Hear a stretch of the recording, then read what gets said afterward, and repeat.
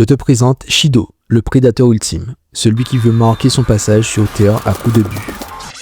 Shido n'a jamais joué pour les autres. Depuis son entrée au Blue Lock, il vit le football comme une pulsion, un besoin primaire, une compulsion animale. Marquer pour lui, c'est transmettre ses gènes. C'est le cri du corps, une jouissance brute qui écrase tout ce qui ne suit pas son rythme.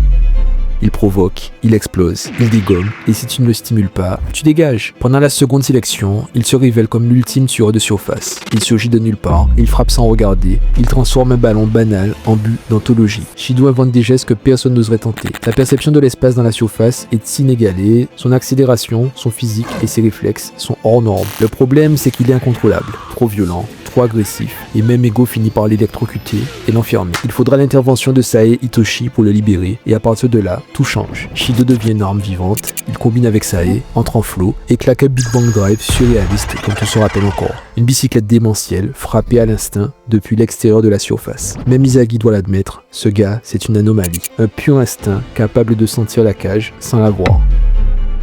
Dans la Neo Egoist League, il rejoint le PXG. Et là, le système Shido se met en place. Karasu et Zantetsu travaillent pour lui. Charles Chevalier alimente sa faim avec des passes de l'espace. Shido, lui, se déplace comme un animal en chasse. Il sent la cage, il attaque sans prévenir, à la seule force de son talent. Il finalise chaque action avec une brutalité chirurgicale. C'est sale, c'est génial, c'est Shido. Mais même les monstres ont des limites.